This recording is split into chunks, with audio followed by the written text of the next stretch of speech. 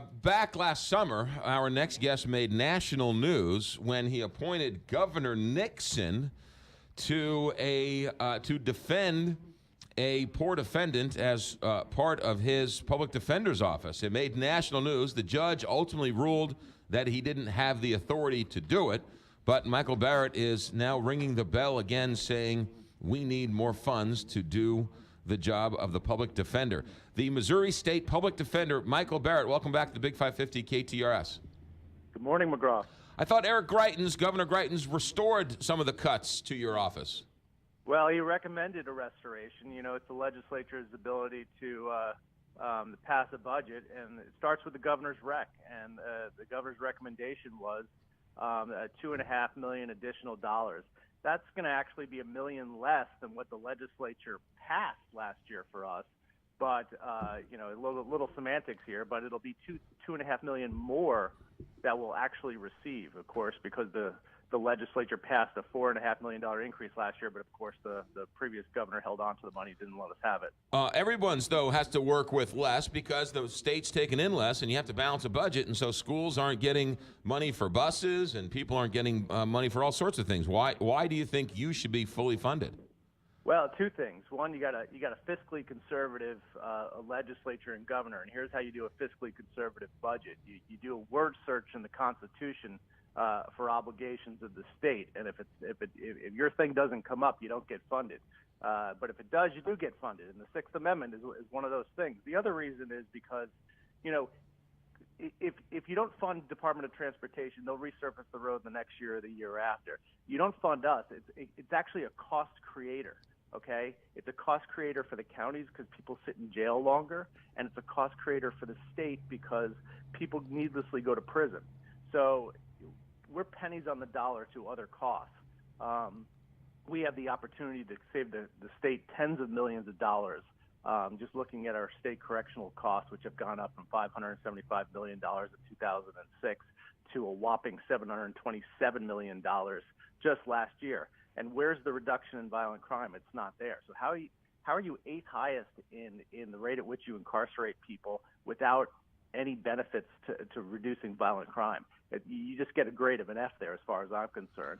And one of the reasons is we haven't been funded to the point where we can do a really good job helping the state distinguish between people that do need to go to prison and people that don't. And when you send somebody to prison, that's a whopping $25,000 per pop, per individual per year.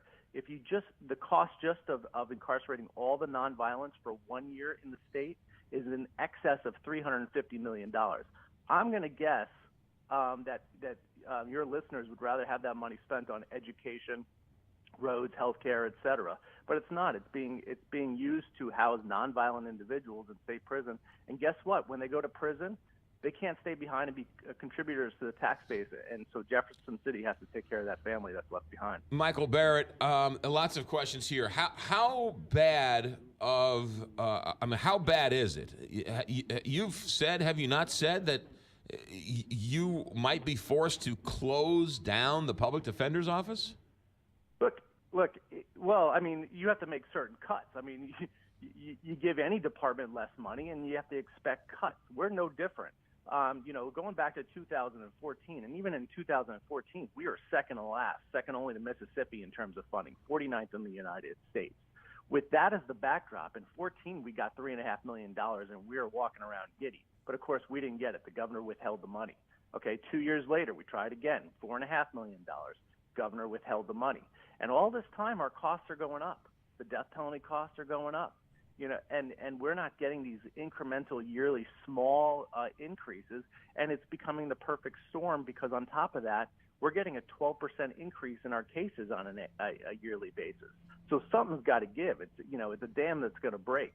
And look, I'll be very open about the cuts, where they're coming from, and it's going to be those things that make us the most inefficient, and they're things beyond our control. So we're going to have to take an axe to them, and I think that's going to be a sore spot for the state because they know more now than ever that it's going to generate costs in other areas. Michael, we've only executed a very few number of citizens over the last number of years. So when you say the death penalty costs have gone up, what do you mean?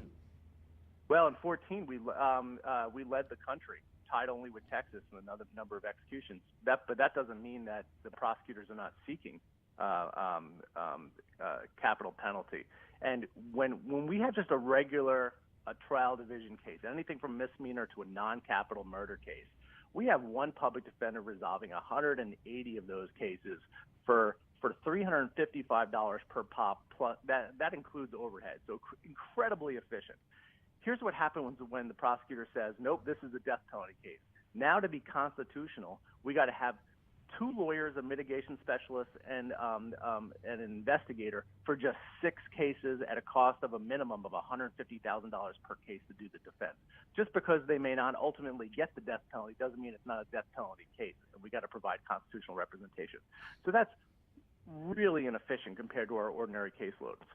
Michael Barrett with us, Missouri State Public Defender, ringing the bell, going public again at the lack of funding. It seems odd to me, Michael, that you're a public defender and you're saying that if you're not funded, more people will go to jail, which will then cost more on the taxpayer. It seems like the public wants people to go to jail in a sense, because if you're a criminal, you should end up going to jail. So why should we fund you if you're trying to keep bad people on the streets and not in jail? Well, if only the really bad people, we do a really bad job separating the people we're mad at from the people we're afraid of. And so 50% of our state prison population are nonviolent. Here's what happens. Someone gets arrested and they're being held pretrial in local jail. Because our caseloads are so astronomically high, we're often slow getting to defend that person. And so we tell them, here's the good news. Good news is you got a defense. Bad news is it's going to be a while before we get to you. Prosecutor comes in with a different offer. Hey, you want out? We'll give you plea to the offense, and you can get out today and take probation for 3 years or 5 years. This is what compels people to take pleas to crimes when they may not have done it. It's very coercive. And so, without us being able to get to the cases quickly, you have a very coercive environment that prompts people to take pleas when they ordinarily wouldn't. And so you're creating a culture of people with criminal records, and then they can't get jobs, then they can't get into school, then they can't get apartments, and then what are you doing? What has been the reaction with the new governor? Have you had a better relationship with this new governor than the last governor? Well, let me give him some credit here. The first state of the state. I can't think of any governor's first state of the state where he took time to acknowledge the importance of the right to counsel under the Sixth Amendment as integral to a fair and just justice system. So he took the time to acknowledge that, and I appreciate that. And then the recommendation that we get a little bit more money than we got last year. I'm willing to work with anyone who wants to roll up their sleeves and solve this problem, because too many people are needlessly going to prison. It's costing the state a lot of money that we don't have. Michael Barrett, you're very passionate about this. You were on the show this last summer talking about this. You made national news when you tried to appoint Governor Nixon to a case. What is it in your background that has you so passionate about being a public defender?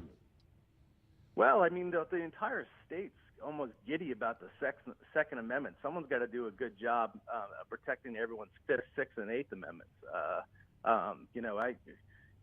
Me and a lot of Missourians wore the uniform to go over to do that, and then we're just doing it here in a tie and suit.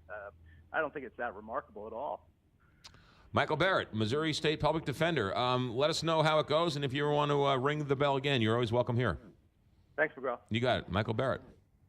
Different side of a story you don't normally get to hear. 727, Big 550.